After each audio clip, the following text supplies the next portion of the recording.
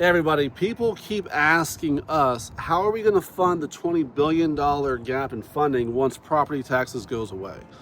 This is the number one question that me, Stu Moats, running for lieutenant governor, and Heather Hill, running for governor on the Republican side of the ticket, this is the question we get most when we're campaigning. For one, cut spending is the true answer. I ask people, is government too big? Yes. Do they spend our money efficiently? No. So we know probably in every program there's significant savings to be had if we Doge Ohio. And doging it from someone from the outside, just a commoner, because if you ask them to do it, they're not going to do it. People say, oh well, we could never go back to, a lesser budget. Bullcrap. In 2020, the budget for Ohio was just over $70 billion. Right now it's over $100 billion. So if we just went back to 2020 level spending, that's almost $30 billion less than what we're currently operating at. There's a couple suggestions that we have, right? So there's over $3 billion currently in the budget that is, in 2025, that was going to higher education.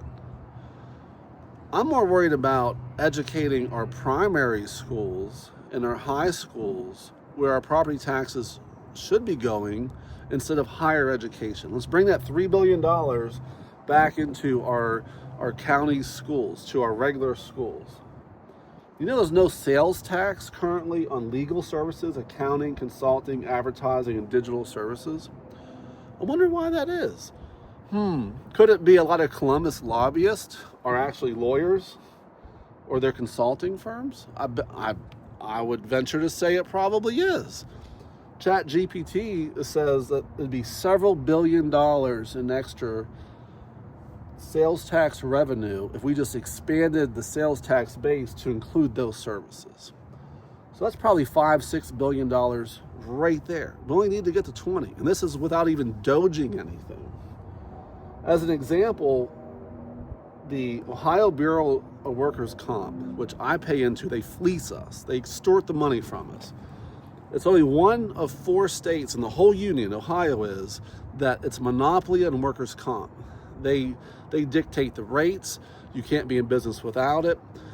And they have this huge war chest. They have $21 billion of assets and investments.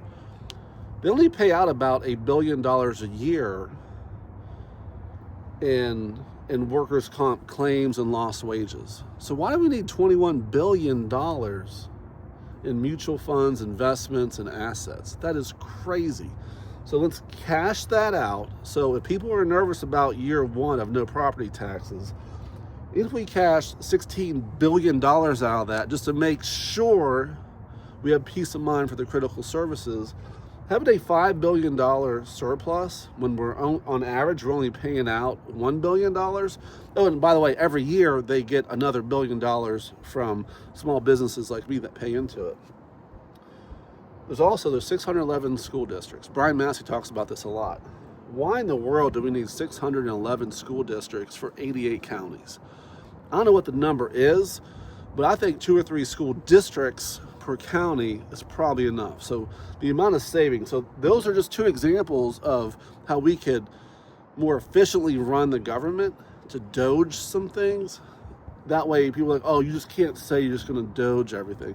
I'm telling you, the Somali daycare centers is just the tip of the iceberg. I've worked in a lot of government organizations, and there's never been one where I said, you know what, man, they really spend their money wisely and they're staffed appropriately. It is not. We have the gambling. There's $3 billion from what we revenue to what actually gets paid out to schools. I am sure that $3 billion, that difference, there's a lot of pockets being lined for that. Let's just say, because no good DeWine, he's trying to scare everybody, trying to say, look, sales tax will go up to 18-20%. That's hogwash, complete hogwash. A 1% increase in sales tax increases revenue at the state level by $2.4 billion. So why do that? Plus, it'd be detrimental to the economy. A 1% income tax, however, will increase revenue by $4 billion. Everyone I've talked to, they're like, look, if you alleviate property taxes, if you had to increase, say, my income tax by even 8%, because right now it's 2.75%. What hits us the most is federal income tax. I mean, they're taking, depending on how much you make, I mean, it's 16 to 30% depending on your bracket. But no one ever complains about state income tax. It's such a little amount. So if we had to raise a tax to offset property tax, because again, we're trying to get the burden of all those critical services, that $20 billion, trying to get that off the backs of homeowners.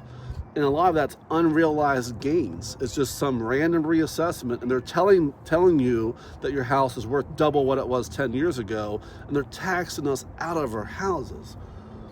So there's several ways that we can come up with that $20 billion, even if we just don't say we just need to Doge Ohio. Something else, think about this. The amount of stimulus, economic stimulus. If we gave homeowners back $20 billion in spending power, every time they spend that dollar in the economy that they saved, there's 7% sales tax, plus or minus a 0.25% depending on county, that's coming back to the state.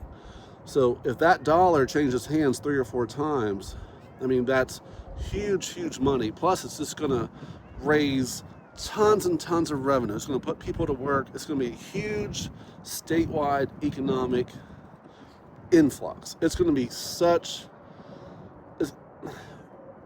you'll see an economic boom like we have never seen before.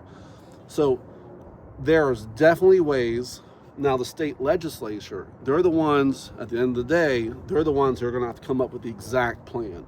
But to sit there and say that it's impossible to do, that's coming from people who have been gaming the system, and they have been benefiting from the system, and their buddies have been benefiting from the system.